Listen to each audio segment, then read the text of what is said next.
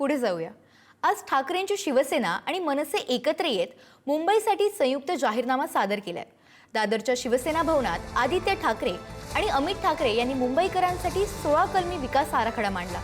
हा केवळ जाहीरनामा नसून ठाकरेंचा शब्द आहे असं म्हणत आदित्य ठाकरेंनी सत्ताधाऱ्यांवर निशाणाही साधला। मुंबईकरांना स्वप्नातलं हक्काचं घर देणार, बेस्टच्या ताफ्यात 10,000 इलेक्ट्रिक बसेस देणार आणि मनपामार्फत कॅन्सर रुग्णालय सुरू करणार असं आश्वासनही देण्यात आलंय। ठाकरे बंधूंच्या नेतृत्वाखालील एकजूट मुंबईच्या राजकारणात काय समीकरण बदलणार हे पाहणं आता महत्त्वाचं असणार आहे। महानगरपालिकेमार्फत आपण एक कॅन्सरचं रुग्णालय एक चालू केलं पाहिजे। पहिल्या काही दिवसात डिटेक्शन जे आपल्याला लवकर डिटेक्ट करता येतं हा आजार, हे किती महत्त्वाचं असतं आणि ह्याच्याने किती जीव वाचू शकतात, कारण हा देशभर आणि देशभर नाही तर आय थिंक जगभर पसरतोय हा आजार। त्याच्यामुळे एक कॅन्सरचं रुग्णालय हे महानगरपालिकेचं असणार आणि मला माहिती आहे की टाटा आणि असे अनेक रुग्णालय आहेत, पण ते कमी पडतात कुठेतरी।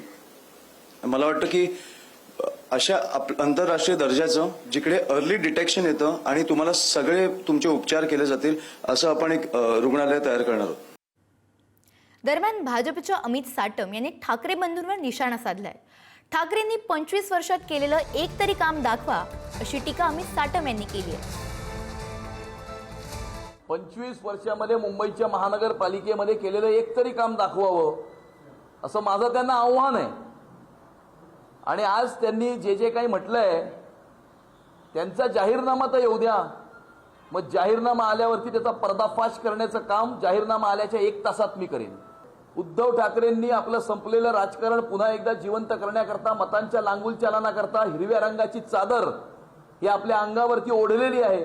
मुंबई शहराचा रंग बदलण्याचा प्रयत्न ते करीत आहेत, परंतु मुंबईकर अशा प्रकारच्या तमाम प्रयत्नांना परास्त केल्याशिवाय राहणार नाही।